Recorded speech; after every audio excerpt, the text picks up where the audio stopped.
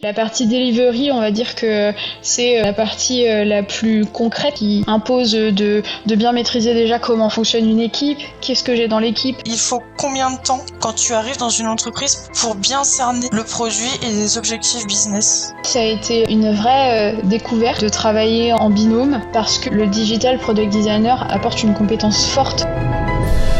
Bonjour et bienvenue dans ce nouvel épisode du calendrier de l'Avent du produit. Pour cette seconde édition, j'ai eu le plaisir d'échanger avec 24 nouveaux passionnés que vous découvrirez jour après jour. Et aujourd'hui, je suis avec Camille, qui est PM chez Decathlon. Salut Camille, comment ça va? Ça va très bien, et toi? Super, merci. Est-ce que tu peux te présenter en quelques mots?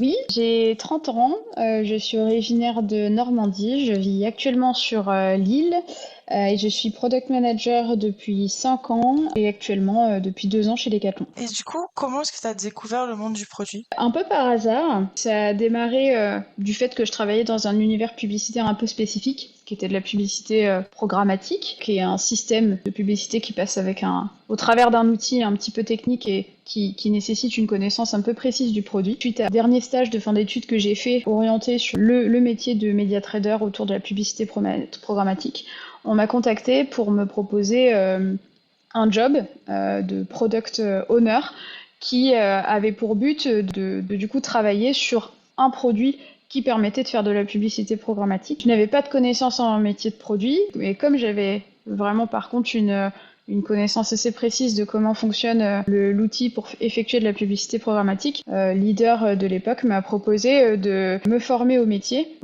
et en contrepartie j'apportais des connaissances vraiment poussées sur le produit. Il n'y avait pas besoin de me former sur cette partie-là. Donc du coup j'ai intégré ce local 3 ans et j'ai du coup rejoint une équipe de passionnés de produits qui m'a appris les bases du métier, donc plutôt partie delivery, donc très product owner dans un premier temps, avec du coup toutes les méthodologies, tous les process que ça incluait. Donc j'ai fait ça pendant 3 ans. J'ai petit à petit récupéré ensuite des actions un petit peu plus stratégiques, mais ça a surtout été 3 années de mise en pratique du métier chez ce local. Du coup, c'est quoi la publicité programmatique?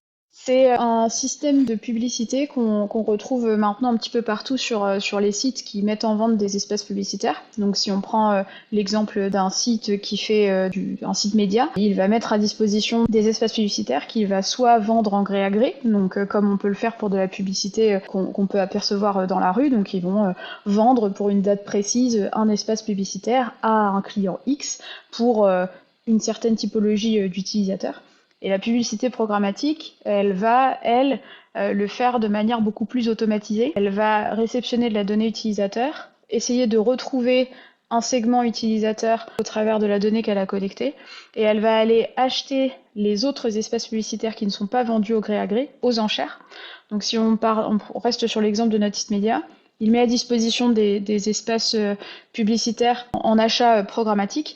Il va vendre cet espace publicitaire pour un utilisateur à X euros. Lorsque un utilisateur va se rendre sur le site, l'outil programmatique va regarder s'il reconnaît cet utilisateur, s'il fait partie de sa cible pour le client pour lequel il travaille.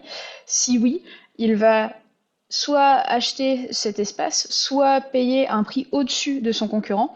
Et si le prix est remporté, la publicité s'affichera face à l'utilisateur. Et tout ce process de lecture de données, affichage de la publicité, gain de l'enchère, etc., tout se passe en 120 millisecondes. Donc c'est vraiment un outil qui va permettre de paramétrer sa campagne, de l'optimiser, donc d'ouvrir plus ou moins la segmentation par exemple pour aller toucher plus d'utilisateurs, dans un objectif de faire de l'affichage publicitaire à une cible donnée. Du coup, aujourd'hui, tu es actuellement PM chez Decathlon. Est-ce que tu peux m'expliquer sur quel scope tu es? Oui, donc j'ai quitté le socle publicitaire. Pour le coup, je travaille pour ce qu'on appelle un page builder. Pour les personnes qui connaissent peut-être un petit peu le principe de création de site, je travaille pour un outil qui s'approche plus ou moins d'un site comme WordPress. Donc je permets la création de pages de contenu à objectif éditorial. Et je permets aux utilisateurs donc de créer des pages et d'aller les diffuser sur différents sites que gère Decathlon aujourd'hui. Donc je ne suis que sur la partie de création de pages et je me connecte à des fronts qui vont appeler mes pages pour les afficher sur leur site. Et on a du coup, par exemple, des sites comme Conseil Sport ou le site support, des sites de marque aussi, quechua.fr notamment, qui du coup créent les pages sur mon outil qui ensuite sont affichées sur le site. Et du coup, quels sont vos personas? On a ce qu'on appelle en interne des digital leaders. Donc, ce sont des personnes qui vont écrire du contenu et qui, du coup, vont jouer un petit peu le rôle de journaliste, si je puis dire, en allant des fois à la rencontre de professionnels. Dans le cas, par exemple, de Conseil Sport, c'est le cas. C'est des personnes qui vont aller rencontrer des professionnels, par exemple, de santé ou des sportifs pour ensuite constituer leurs conseils. Donc, ils vont aller à la recherche de personnes dont c'est l'expérience pour constituer leur contenu. Ou ça peut être aussi des personnes qui, dans le cas des fiches support, allaient intégrer, va aider l'utilisateur à pouvoir réutiliser son produit s'il est cassé et savoir toutes les étapes de même d'entretien du produit pour éviter qu'il s'abîme le mieux possible. Donc le métier chez Decathlon, pour le cas de Conseil Sport, sont des digital leaders. Et après, ce digital leader, il va pouvoir faire différentes actions. Soit il va constituer le contenu de bout en bout, donc vraiment écrire le contenu de lui-même, ou dans le cas, en grande majorité des pays qui du coup ont également des sites conseils ou des sites supports, ils vont réutiliser le contenu qu'on met à disposition. Donc c'est ça, entre guillemets, une des principales forces de notre produit et ce pourquoi on a créé cet outil en interne et non un achat à l'externe, c'est qu'on a permis la centralisation de contenu pour que le contenu puisse être réutilisé par d'autres pays plutôt que de faire un travail de recréation qui prendrait un temps beaucoup plus conséquent. Est-ce qu'il y a quelque chose que tu as appris concernant le produit récemment? Oui, le fait de travailler avec un digital product designer, qui était un duo que je connaissais pas dans le cadre de mon expérience chez Solocal et qui m'a apporté beaucoup et dont j'aimerais bien pouvoir avoir l'occasion d'en parler un peu plus tard en détail.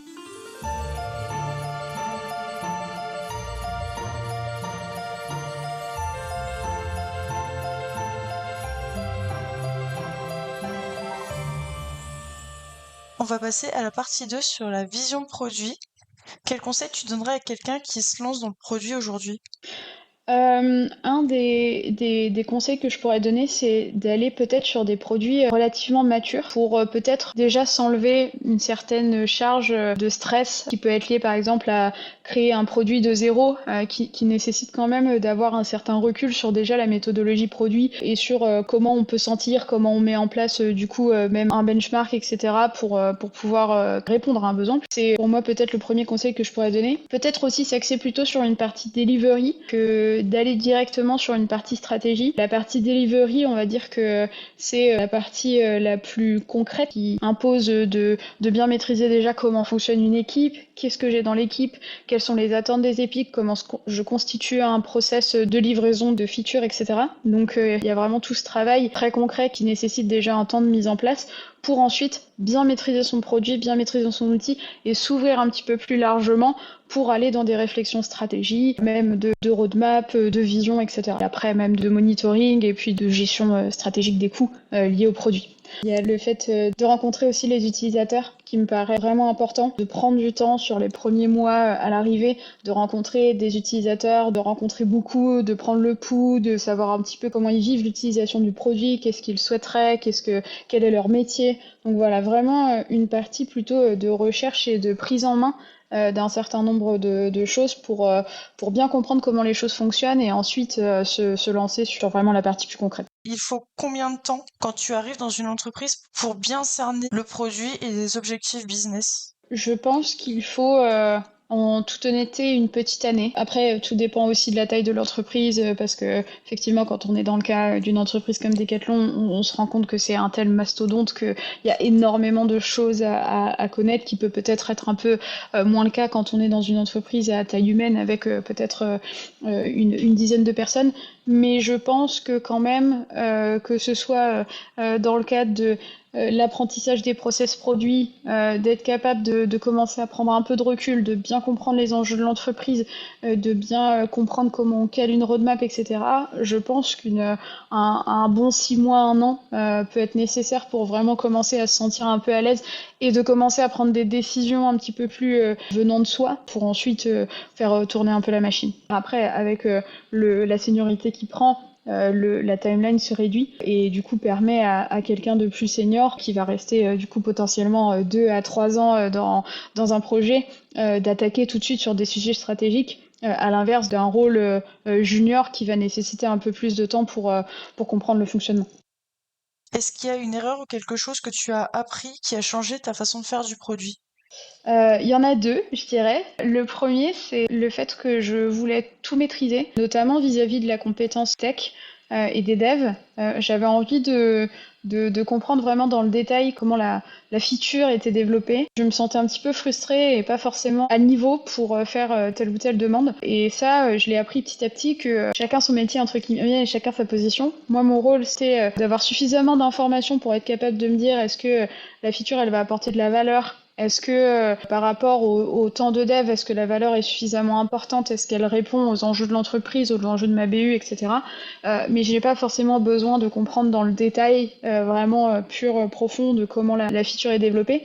Par contre, il y a quand même un intérêt à avoir et une certaine compréhension des enjeux tech, notamment au travers de la dette technique par exemple, pour être capable de comprendre certaines demandes qui peuvent venir des devs et de comprendre certaines remarques aussi de pourquoi cette feature n'est pas réalisable en l'état, pourquoi il faudrait plutôt faire telle chose dans un premier temps ou dans un autre. Donc voilà, il y a un intérêt, une compréhension à avoir sur comment les devs vivent, comment ils travaillent, mais par contre ne pas forcément avoir besoin de rentrer dans un détail, ça n'empêche pas de bien faire son métier. Ça c'était le premier point. Le deuxième, c'est sur le fait de oser prendre des risques et ne pas avoir peur de faire des erreurs. C'était quelque chose qui, moi, me mettait beaucoup en stress et qui est quelque chose que je travaille encore aujourd'hui. Mais c'est vrai que, voilà, on est sur des métiers où je prends une expression que j'ai souvent eue, qui est on ne sauve pas des vies. Donc, il y a quand même, voilà, recul à prendre sur ce qu'on fait aujourd'hui, sur les produits pour lesquels on travaille. Et il faut aussi oser pour avancer, faire des tests, parce que c'est en faisant aussi qu'on voit si ça marche ou si ça marche pas. Quand il y a des choses qui fonctionnent pas, être capable de prendre du recul, de se poser, de se dire pourquoi ça n'a pas marché, quelles sont les actions que je vais faire plus tard. Mais voilà, il y a un vrai bénéfice à oser faire les choses. Comment est-ce que tu vois le monde du produit évoluer? En tout cas, au sein de Decat, c'est un métier qui prend de plus en plus d'importance. On a cette notion surtout d'agilité qui pop, que ce soit dans des entreprises qui naissent déjà du digital ou qui sont des entreprises comme Decathlon de retail. Il y a un vrai souhait, une vraie conscience du fait que de faire une roadmap à 3 ans n'a plus forcément de sens et que plutôt avoir une vision très très claire à 3 mois et ensuite de plus en plus floue pour être capable de constamment se remettre en question et prendre les bonnes décisions a du sens et évite de partir sur des choix stratégiques qui au bout d'un moment n'ont plus du tout d'intérêt par rapport à l'objectif de l'entreprise. En tout cas, en France et dans les entreprises dans lesquelles j'ai pu travailler, il y a une vraie conscience que l'organisation produit a du sens. Et maintenant, elle se professionnalise, entre guillemets, avec des équipes de plus en plus spécifiques, notamment sur ce fameux duo PM, Digital Product Designer, mais on pourrait aussi ajouter un UX Researcher, on pourrait ajouter un PMM, on pourrait ajouter, voilà, plein de métiers qui aujourd'hui sont encore des fois pas forcément reconnus dans toutes les entreprises, mais qui montrent vraiment qu'en apportant des compétences métiers très spécifiques, on arrive à une qualité de travail et une perte beaucoup moins importante en termes de choix de livraison. Quels sont les points positifs et les points négatifs de travailler dans une énorme structure telle que Decathlon?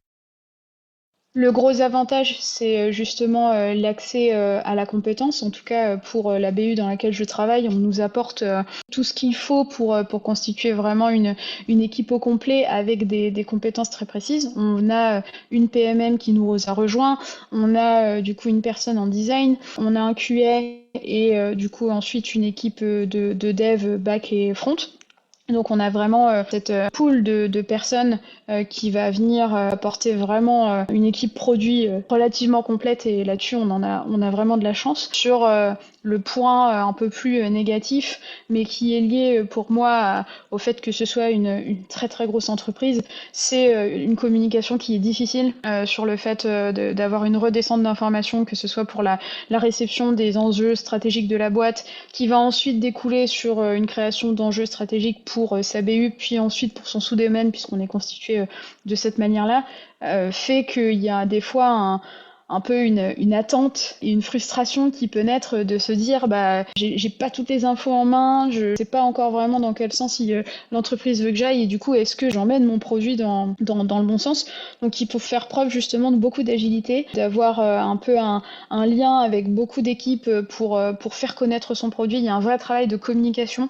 On a également une personne qui travaille en com, alors qu'on est sur un produit en interne, mais qui communique en interne sur nos produits pour que notre produit soit reconnu, pour éviter des doublons et pour s'assurer qu'on soit le référent en termes de page building au sein de Decathlon. Donc, il y a un vrai travail d'image du produit à faire pour valoriser notre produit et le faire connaître auprès de toutes les équipes de Decathlon. Donc je dirais vraiment le côté grande taille qui des fois rend un peu difficile le côté la mise en action de certains choix.